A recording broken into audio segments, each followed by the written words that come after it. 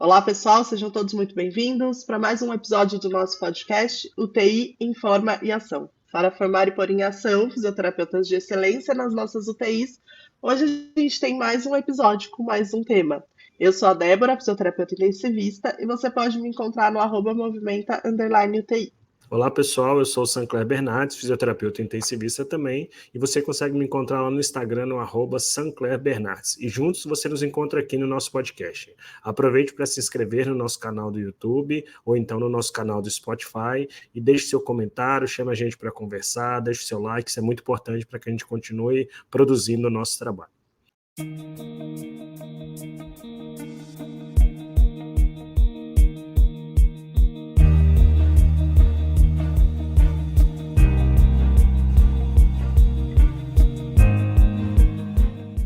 No episódio de hoje, a gente vai falar sobre algo que é amplamente discutido na fisioterapia, que necessita cada vez mais de discussão, de estudo, de ciência em cima. A gente vai falar sobre progressão. Por que deixar para depois o que você pode fazer hoje? Débora, e aí? O que você tem a me dizer sobre esse assunto? Progressão dentro da reabilitação dos pacientes. Sancler, acho que eu queria começar puxando um gancho do nosso último episódio, né? Então, quem não foi lá ver ainda, dá uma olhada lá, né? A gente falou sobre programas de reabilitação. E, na verdade, a progressão, ela é uma das bases ou um dos pilares dos programas de reabilitação na UTI. Não tem como a gente falar em programas de reabilitação, em montar um programa, em ter um programa, se a gente não introduzir o assunto progressão. Então, por isso também que a gente trouxe esse assunto logo em seguida, né? E aí eu fico pensando, né? Fiquei pensando como a gente dá um exemplo muito óbvio e prático da importância de falar sobre progressão, né? E aí eu queria que você contasse, porque também teve um episódio que a gente falou sobre meta, não sei se você lembra, mas que você falou de uma das suas metas, que era a da corrida, né? E eu vi que esses últimos tempos você postou lá no Instagram que acho que você alcançou sua meta da corrida, né? E aí, acho que você pode começar falando como é que você alcançou essa meta. Você tinha uma meta que eu não lembro exatamente quanto era de correr. 5 Você... quilômetros abaixo de 30 minutos. Exatamente. E aí, como que você chegou nisso? Fazendo todo dia a mesma coisa? Não, excelente sua colocação, Débora. Na época do nosso episódio de metas, eu coloquei que eu sempre gostei de correr e tinha parado, né, de treinar adequadamente. E aí eu tracei uma meta nova, baseada em tudo que a gente discutiu lá, que ela era específica, ela era mensurável, ela era atribuível, ela era realista, e ela tinha um tempo limite para ser alcançada, que era correr 5 quilômetros abaixo de 30 minutos. E o começo do treino, como eu estava bem fora de forma, bem acima do peso e um monte de coisa associada, eu conseguia correr aproximadamente 2 minutos trotando e eu tinha que caminhar aproximadamente 2 minutos. Eu fazia isso 20 minutos, 25 minutos. E aí eu fui, à medida que a cada dia eu fazia a corrida e eu fui me condicionando e vendo que eu estava em condições de seguir adiante, óbvio que existia um protocolo por trás, que era uma planilha de treinamento. A cada vez que eu conseguia cumprir um dia daquele específico com uma meta terapêutica, no outro dia, quando eu ia treinar, que eu abria lá meu aplicativo que tinha minha planilha de treino, ele tinha um pouco de aumento na velocidade que eu tinha que manter, no tempo que eu tinha que manter de corrida. Então eu corria 2 e caminhava 2, depois eu corria 3 e caminhava 2, depois eu corria 5 e caminhava 2. E assim, de uma forma, eu não tô mentindo não, de uma forma muito natural, chegou em um momento que o treino era 15 minutos correndo, 2 minutos caminhando, 15 minutos correndo, 2 caminhando, 15 correndo, 2 caminhando. E quando eu vi, eu estava correndo 45 minutos e num tempo muito próximo do que eu queria fazer os 5 quilômetros, e já estava correndo mais do que 5 quilômetros, mas ainda devagar por causa do treino. Então, eu diria que, para mim, durante o treino, existia a progressão já estabelecida. A partir do momento que você atinge um determinado ponto que a gente está programando aqui no seu treino, no próximo treino esse ponto vai aumentar, seja na velocidade, seja no tempo da corrida. E aí eu queria dar um olhar aqui como pessoa que passou por isso, e eu fico imaginando como é isso para os nossos pacientes, é que você meio que não percebe que a progressão aconteceu. Às vezes eu abria a planilha e falava, nossa, hoje eu tenho que correr 15 minutos Mas quando você está fazendo, você meio que esquece que algumas semanas atrás você estava correndo só 2 e estava cansando, e agora você está correndo 15. Então as coisas vão acontecendo, a progressão ela é extremamente necessária. E aí eu acho que a gente pode discutir isso aqui ao longo desse episódio hoje, ela tem ligação total com o princípio da fisiologia do exercício da sobrecarga, que eu acho que é a base da explicação do porquê que a gente precisa progredir, né? Por que a gente precisa aumentar a intensidade, a carga, o tempo e etc. A gente pode discutir sobre tudo isso aí. Eu acho que era sobre isso, né? Que você tinha falado dessa meta, e eu alcancei a meta. E curiosamente, eu tive que parar uma semana por causa do trabalho, eram 8 semanas o meu tempo, eu fiz em 9, e quando eu fui correr no dia para fazer o teste, eu corri, eu desliguei todos os comandos do aplicativo e corri. Quando eu terminei, que deu 5 km, eu tinha feito em 28 minutos. Então foi melhor ainda do que eu esperava. Não, e é interessante, né? Porque você colocou dois pontos que eu acho muito importantes quando a gente fala, né? Por que que a gente tem que progredir, né? Um é voltar lá na fisiologia, né? É pela fisiologia, é um princípio inerente ali de quando você quer evoluir dentro de um treino, né? Então a gente precisa pôr a progressão. Mas o outro é isso, né? É um pouco do que você falou assim, poxa, é tão bom você ver que você está indo, sabe? Que de repente a semana passada você não fazia isso e agora você faz, né? Então também tem essa questão, e aqui a gente gosta de puxar para fora do óbvio, que é esse estímulo a mais do paciente. E óbvio que quando a gente está falando nesse contexto de UTI, né, gente, e a gente vai discutir isso um pouquinho ao longo do episódio, a gente não está falando de progressões absurdas muitas vezes, né, Sancler? E até depois a gente vai falar também, algumas progressões a gente nem consegue seguir a risca do que seria de livro ali, né, dentro da fisiologia e tudo mais, né? Mas como é impactante para o paciente a mínima progressão a cada dia que ele consegue enxergar, como isso faz diferença no plano como um todo, né, Sanclara? Então, tem essa parte também é, motivacional, emocional, que eu acho que tipo, faz muita diferença para um paciente dentro da unidade de terapia intensiva, né? Faz demais, Débora. E sabe uma coisa que me chama a atenção em relação a isso? É porque o paciente ele não tem total domínio sobre o que vai acontecer com ele do ponto de vista fisiológico e fisiopatológico. Então, se nós fisioterapeutas não entendermos e não comprarmos a ideia de que a progressão precisa acontecer para o paciente, não é nem que o paciente vai falar, poxa, eu não estou motivado para chegar num nível muito grande de funcionalidade. O paciente não vai ter nem noção de que ele é capaz de chegar naquele nível.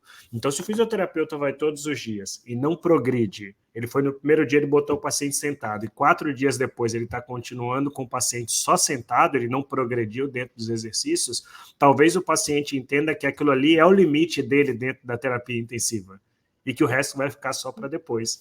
Então, a progressão tem um impacto muito grande motivacional para os nossos pacientes na UTI, mas ela precisa partir do terapeuta. O terapeuta precisa entender. Agora a gente está num universo um pouco obscuro, né, Débora? Eu acho que anos que a gente lida com reabilitação do paciente crítico, estuda e fala sobre isso e aplica e etc., é uma zona muito difícil de discutir, porque, como você disse, eu tenho livros, eu tenho a sociedade, né, o Colégio Americano de Medicina do Esporte, eu tenho princípios da fisiologia que, de uma maneira muito protocolar, como a gente discutiu no último episódio, a gente já conhece várias progressões. Então, 1 2 semanas dentro de uma reabilitação, eu aumento a carga do meu paciente em aproximadamente 10%. A gente conversou aqui com o Ives, aumento da progressão na carga, talvez não tão grande, mas o treinamento muscular. Agora, quando a gente está dentro da UTI, é muito difícil você mensurar isso.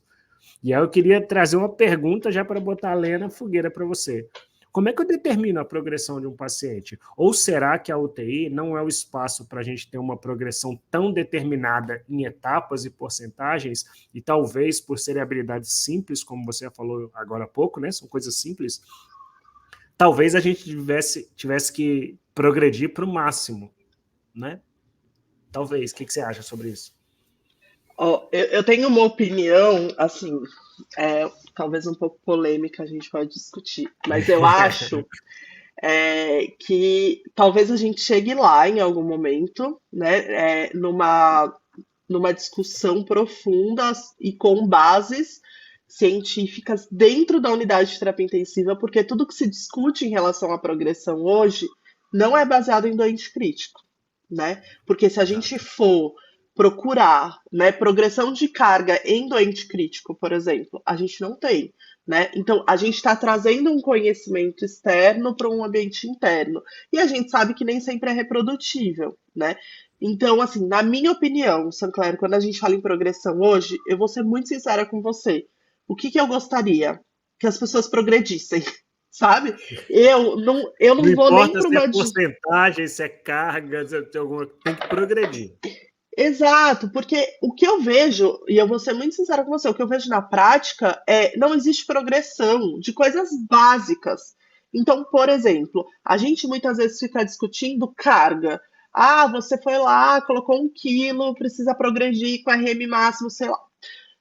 As pessoas não progridem postura, que é o básico, e a gente está discutindo a progressão de carga, sabe? Então, na minha opinião, Débora, e pode ser que as pessoas discordem, mas eu acho que, assim, não estou dizendo que a gente não tem que discutir isso, mas eu acho que a gente ainda está um degrau atrás na discussão de chamar a atenção para a importância de progressão. Porque eu vejo muito isso na prática clínica, assim, aquele exemplo que você deu, sabe, de você chegar e falar, ah, ele já sentou? Já. Ah, tá bom. Ah, não, Débora, ele sentou segunda-feira, hoje é quinta. Ele sentou segunda, aí você fala, tá, e aí ele ficou em pé? Não. E a gente vai discutir outras Por quê? coisas, sabe? Por quê, né? Então, eu acho que a gente precisa, primeiro, discutir o conceito de progressão, né? E aí, eu lembro quando eu fui fazer minha tese do doutorado, né? E o meu protocolo ele era baseado em ser precoce e progressivo. E aí existe na literatura científica dentro da unidade de terapia intensiva o conceito de reabilitação ou mobilização progressiva. Né? E é muito interessante que ele é simplista, porque é onde a gente está ainda dentro da UTI. Uhum. Que ele fala o que, que é a mobilização, a reabilitação progressiva dentro da UTI. É uma série de exercícios e atividades planejadas de forma sequencial, onde você começa com o que o seu paciente faz atualmente.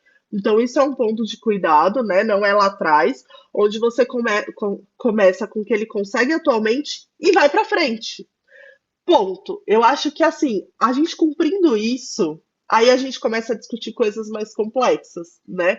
E aí era isso que eu queria trazer para a gente hoje, né, Sancler? Então, quando a gente fala em progressão na UTI, quais são as possibilidades de progressão? Né? A gente não está falando só de carga, né? A gente está falando de vários outros contextos, né?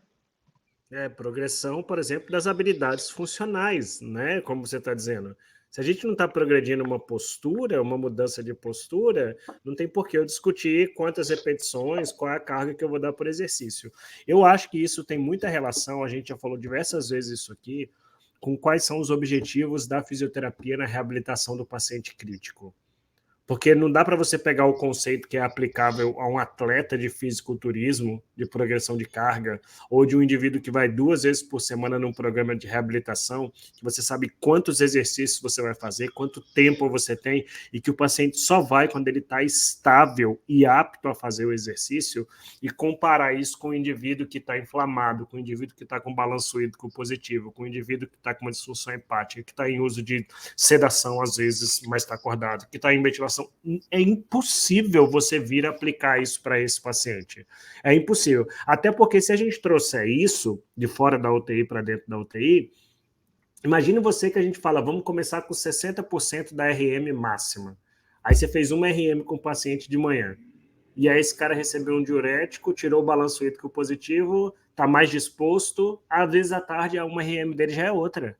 E aí como é que você... Então nunca vai dar tempo da gente fazer a prescrição como as outras esferas de atendimento na saúde preconizam. Eu acho que a gente tem que pensar numa linha de habilidades funcionais e eu estou sendo simplista, mas eu acho que cabe dentro dos protocolos, que na maioria dos níveis são assim, é você pensar em habilidades funcionais e, como você disse, identifica onde seu paciente está. E aonde seu paciente está é o máximo que ele é capaz de fazer dessas habilidades funcionais. E você insere ele e você tem que pensar no próximo. Então, meio que a forma de progredir seria você pensar sempre em oferecer ao indivíduo mais da habilidade máxima que ele é capaz de fazer. Eu acho que aí a gente consegue ser, inclusive, claro a respeito desse assunto. Claro e objetivo. Olha, você tem que testar a habilidade funcional e investir naquela habilidade funcional máxima do paciente.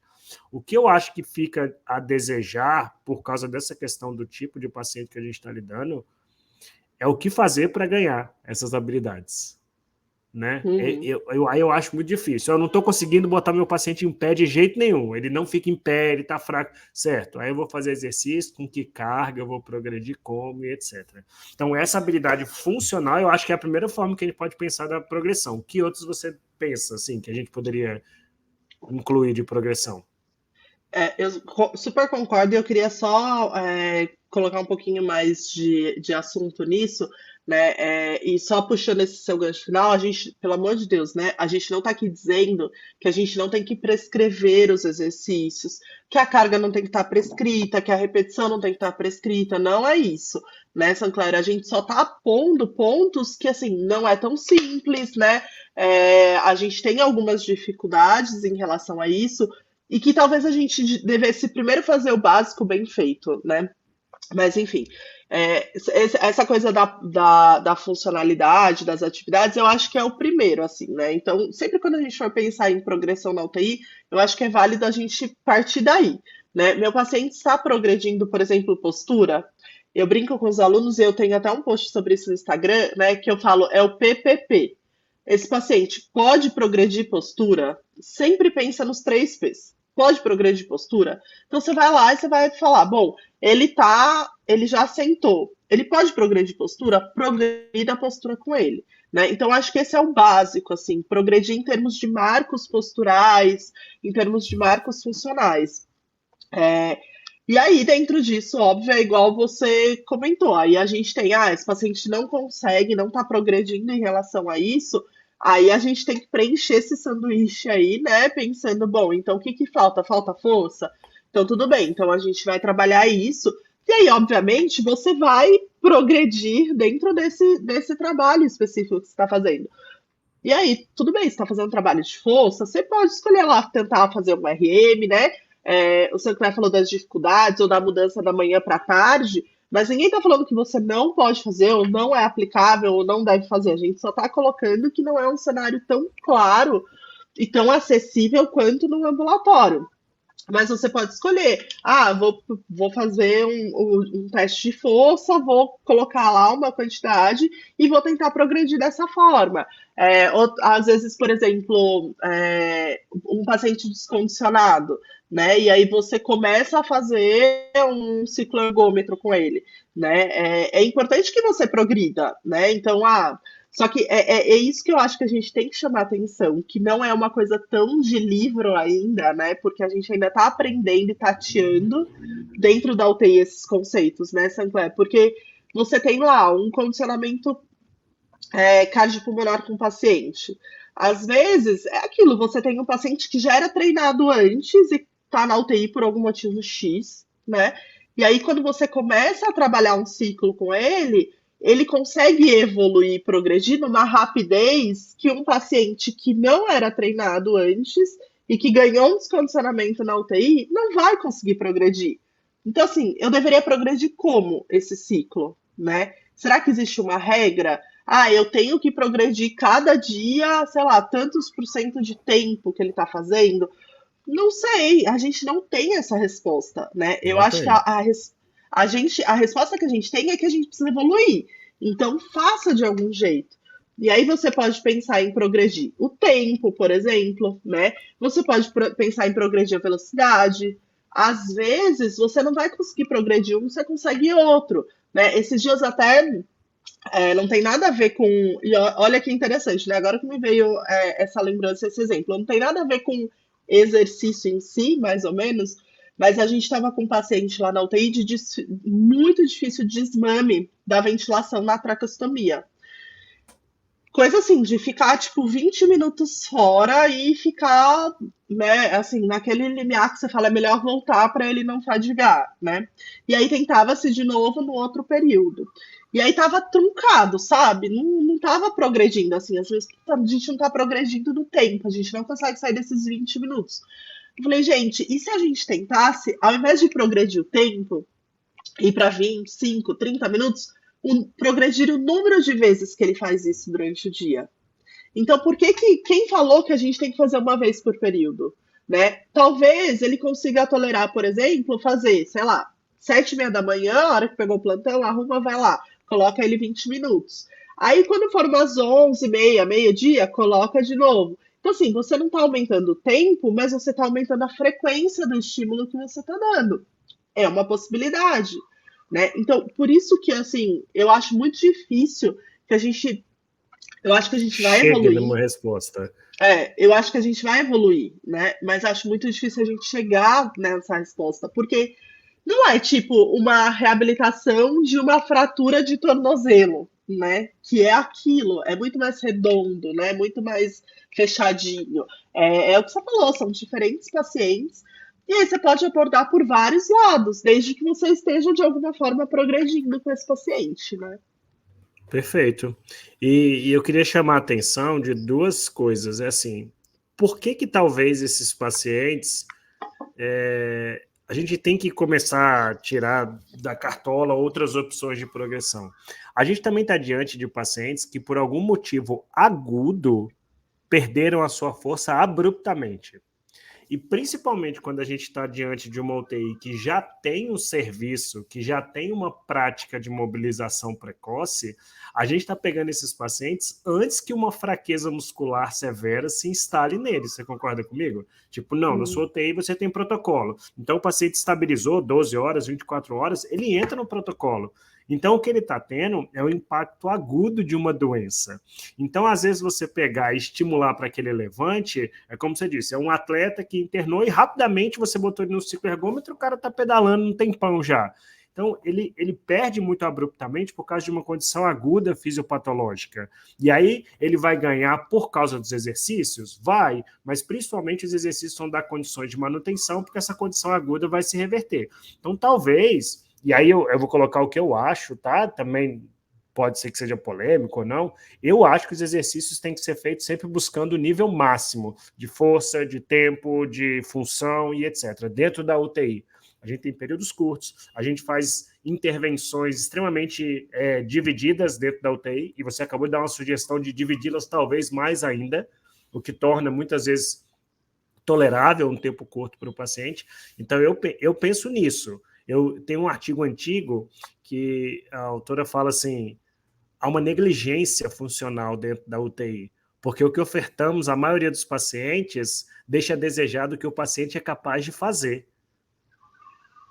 Então eu vou queimar cartucho. No tempo que ele está na UTI, eu posso até progredir, mas se eu comecei lá embaixo, longe do que ele era capaz de fazer, e aí um exemplo disso é o último trabalho que saiu aí sobre mobilização, assim, grande, que foi lá do pessoal da Austrália, eles estavam avaliando outra coisa, né? Mortalidade lá nos 180 dias. Só que o protocolo deles era exatamente assim, do que você falou. Qual é o máximo que esse indivíduo faz? Então a gente vai trabalhar lá no máximo do indivíduo. O protocolo era esse. E isso, comparado a protocolos convencionais, mostrou uma melhora do nível de mobilidade, do nível de função dos pacientes. Outras coisas a gente pode discutir em outros momentos, mas que mostrou que isso acontece sim. Então eu acho que vai ser muito difícil. Eu não sei, Débora, eu acho que a gente não terá uma resposta específica padrão, como você disse. A gente progride 10% a cada dia. Eu acho que isso vai acabar deixando a desejar por causa de boa recuperação, de bom prognóstico de recuperação de força de pacientes que são inseridos em momentos certos dos programas. Agora, o programa tem que ser. E aí, o que é legal, a gente falou no episódio passado. O protocolo norteia. E como é que são os protocolos de reabilitação? Eles funcionam em níveis. E o que é que determina o nível? A capacidade física e funcional e a consciência do paciente. Então, pronto. Uma boa avaliação associada a um bom protocolo vai fazer com que você esteja constantemente progredindo. constantemente progredindo. Se você não tem um protocolo, se você não estabelece níveis, aí vai depender do terapeuta decidir qual é a habilidade que ele vai buscar com o paciente. Se tem um protocolo, a progressão tem que acontecer. Se ela não acontecer, é porque o paciente não tem condições. Você sentou hoje, amanhã você chegou, aí a perna do paciente está com grau 3 a 4 de força, ele se sustenta em pé. Não dá mais para ficar com ele sentado. O protocolo exige que você tenha uma progressão. Exatamente. Então, eu acho que é isso que eu acho que a gente está nesse pé hoje, né, dentro desse conceito de progressão na UTI, que a gente não tem um refinamento, né, em relação a isso, mas a gente sabe que onde o paciente vai chegar no final depende do quanto a gente vai progredir.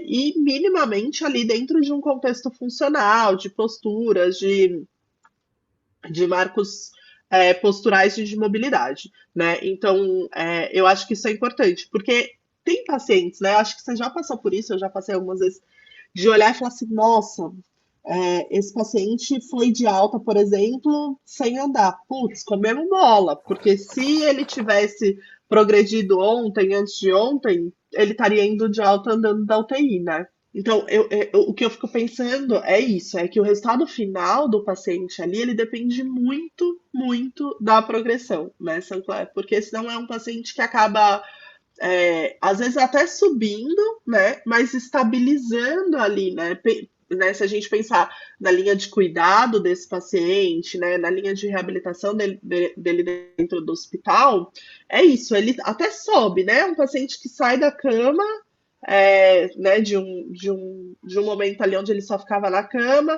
e vai para a poltrona, né? Legal, ele subiu. E aí, de repente, é aquilo que ele mantém o resto da internação, Se não né? for Aí você fala, cultural da unidade deambular, esse paciente não vai deambular.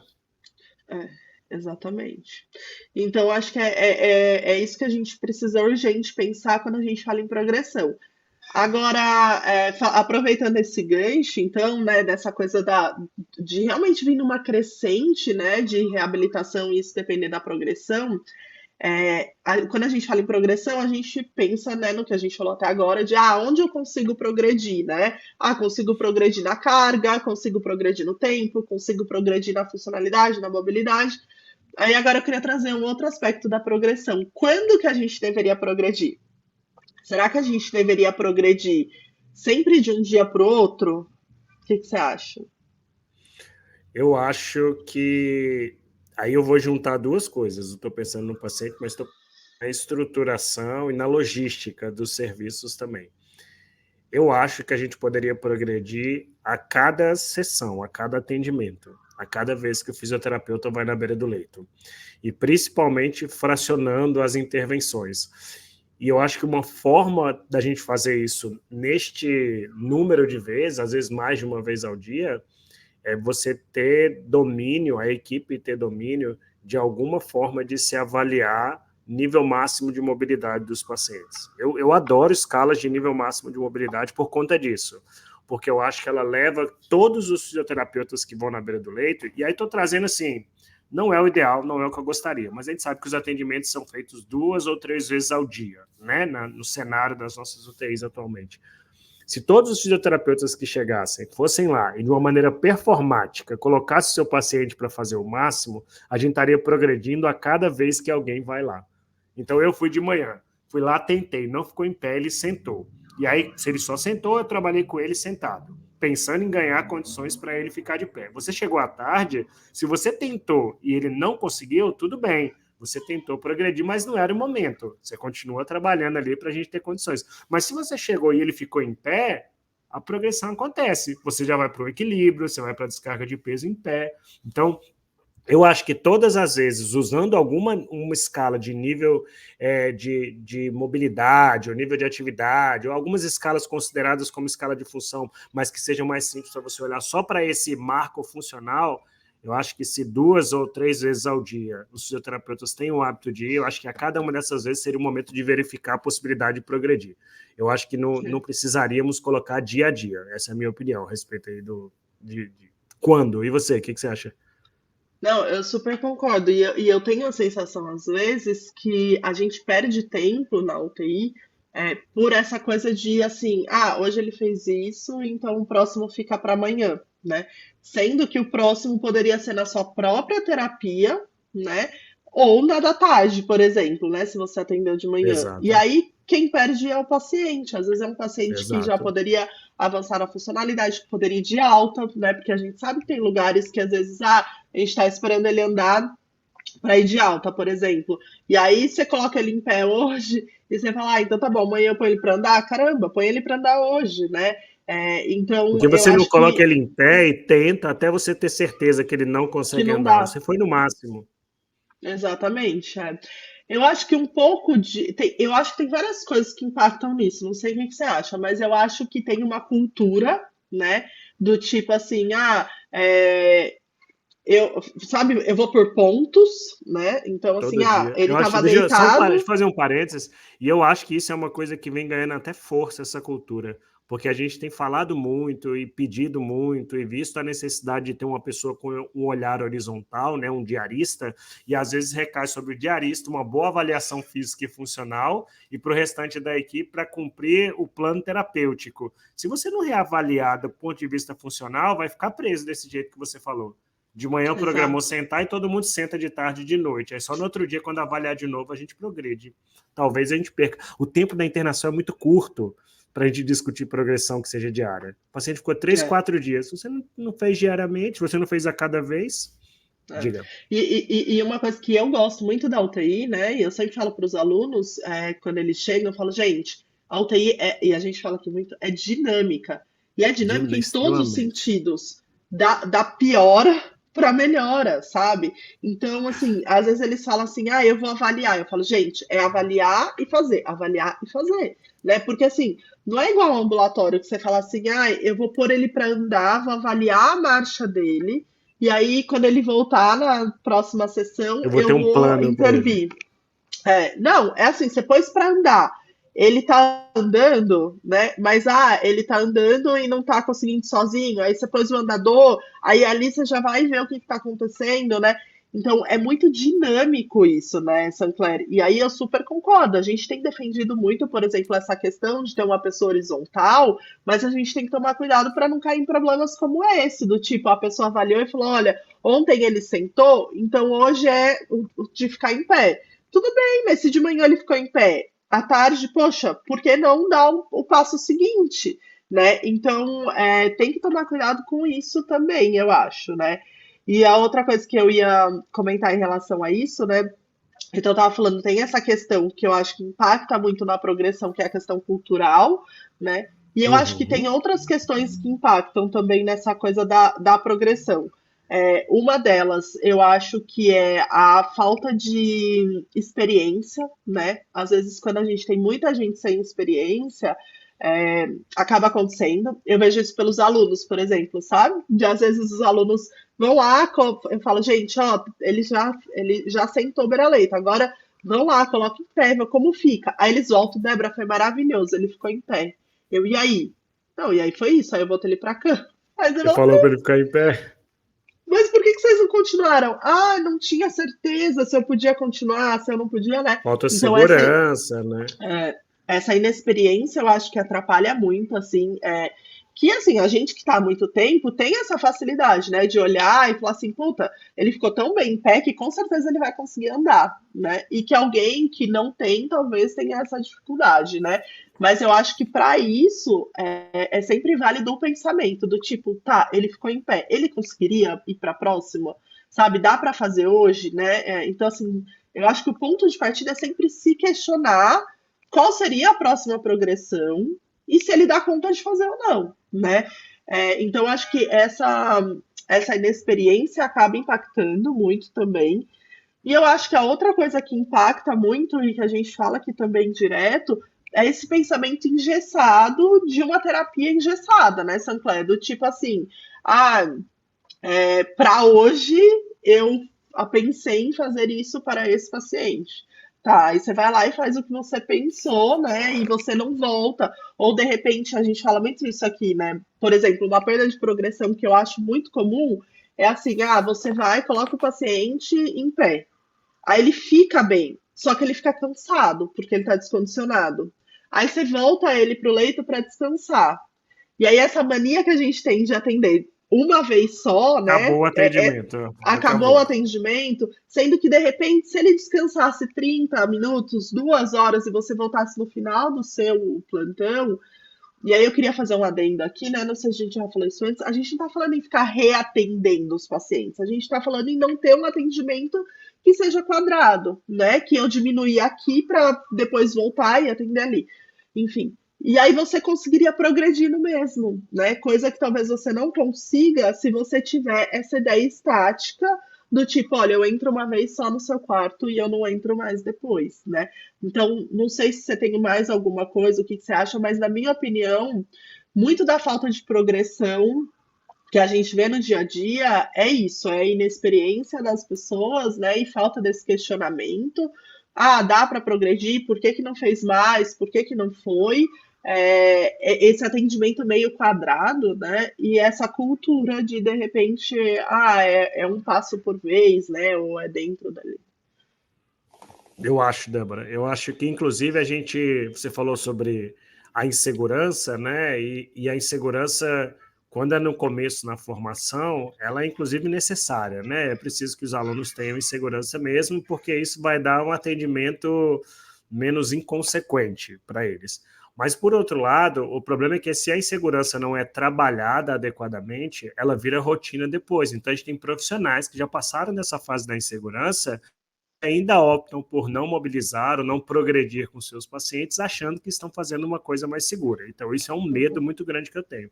E você só vai saber o que o seu paciente não é capaz de fazer quando você tentar e ele não conseguir. Então, se você sentou, não quer dizer que ele não consiga levantar.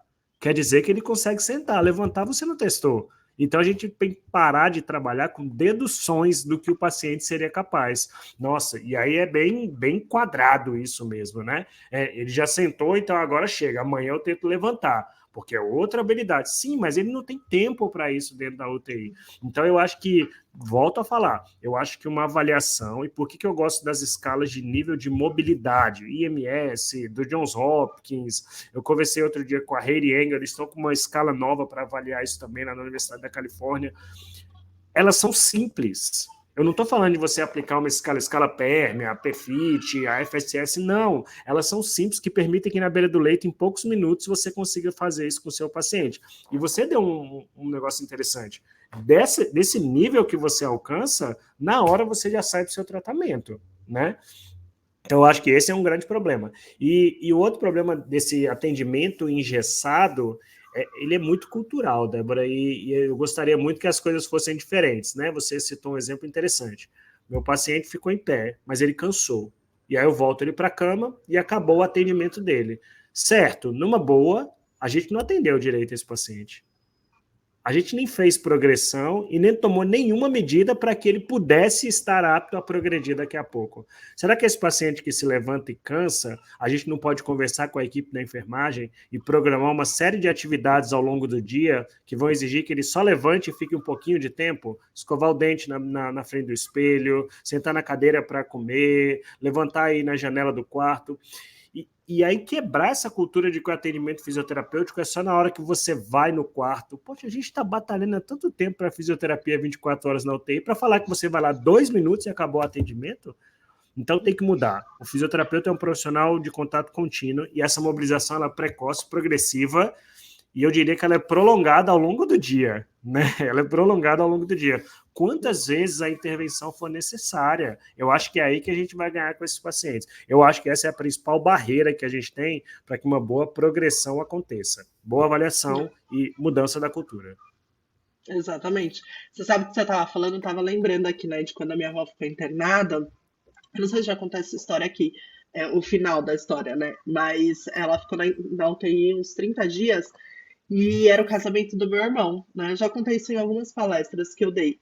E aí ela começou a ficar melhor e tal, tava com perspectiva de sair da UTI, e o casamento era no sábado. E a gente assim, né? Tipo, meu, a gente quer que ela vá, quer ela vá.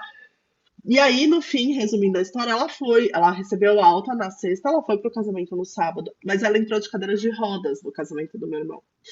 E aí, depois disso, né, o meu irmão casou no sábado, e aí a gente pagou, né, uma fisioterapeuta para ir em casa, para ela todos os dias. Sinclair, em uma semana, ela estava em pé. E aquilo me chateou de um jeito, sabe? Óbvio, fiquei Porque feliz que ela poderia estava. ter feito antes. Entendeu? Porque você olha para essa situação e você fala, cara, as fotos do casamento, e tá tudo bem, né? Graças a Deus ela tava no casamento, não é essa a questão.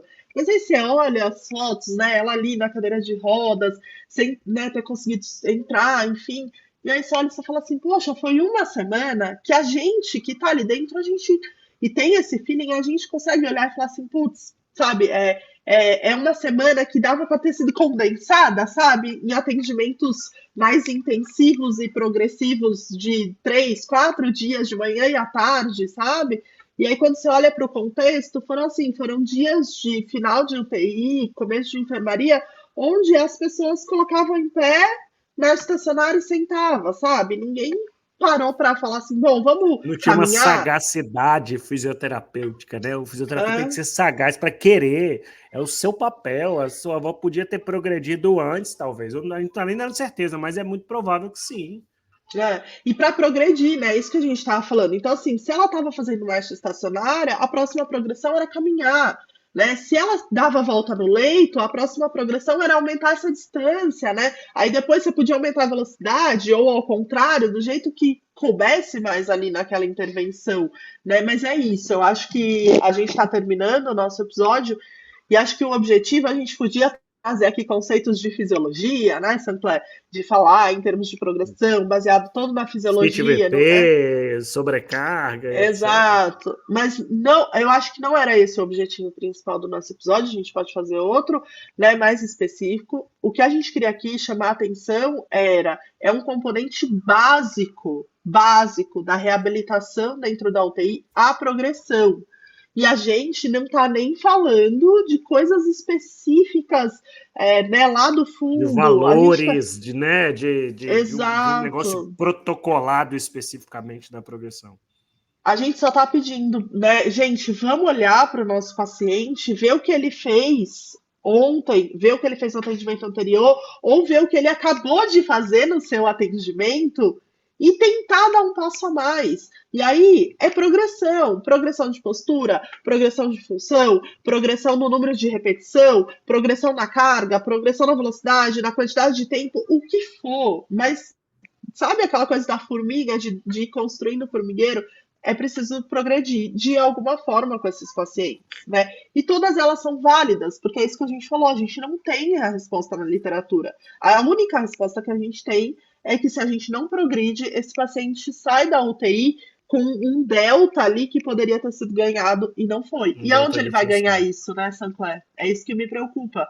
Porque Que a se gente ele já tem sai sem evidências que ganhar, quanto pior o delta, mais difícil é a recuperação dele.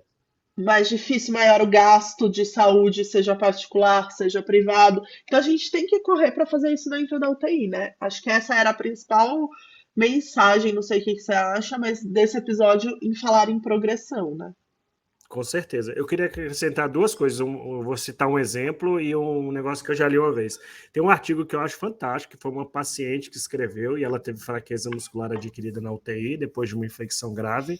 É um artigo relativamente antigo e ela conta que uma das coisas que atrapalhou muito ela no desenvolvimento da fraqueza e na dificuldade da reabilitação é que os profissionais de saúde deviam para ela diminuir as expectativas. Olha que absurdo que é isso culturalmente.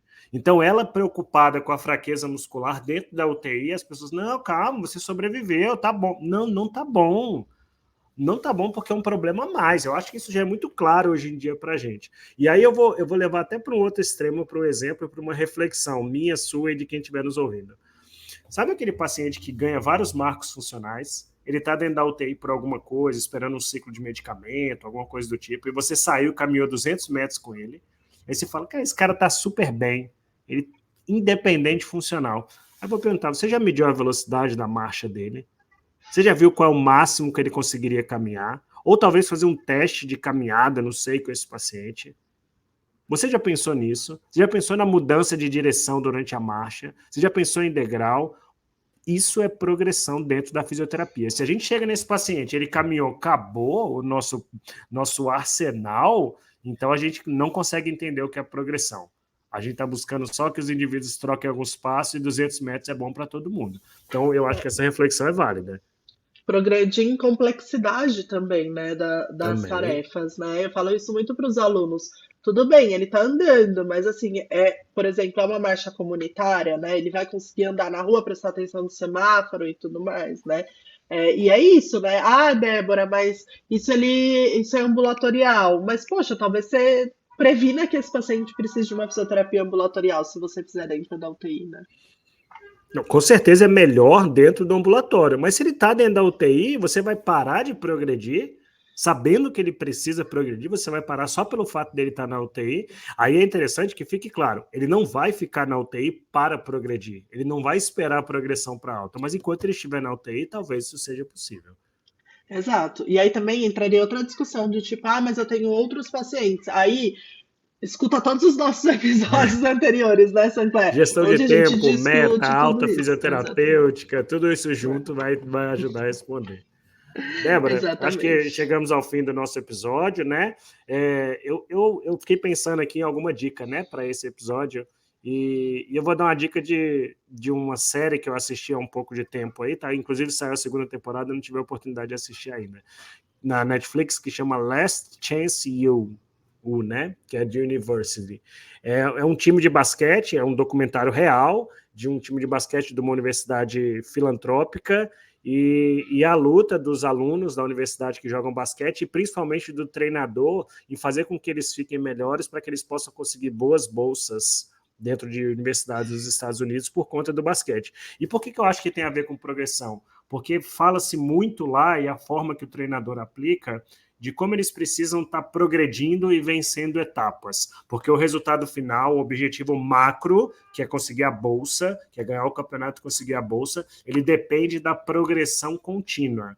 E aí não tem como ficar voltando atrás. E se no meio do caminho eles abandonam, eles perdem o objetivo final. Então fica aí a dica, Last Chance U. E tem vários, tem de futebol americano, basquete, eu assisti o de basquete. É bem bacana, tem no Netflix.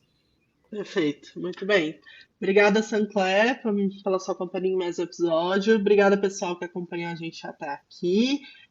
Compartilha, vem conversar com a gente, como é que vocês costumam fazer essa progressão, né? Se alguém tiver alguma outra sugestão também de tema, de coisas que quer ouvir a gente discutir aqui, pode trazer para a gente, que a gente está aberto.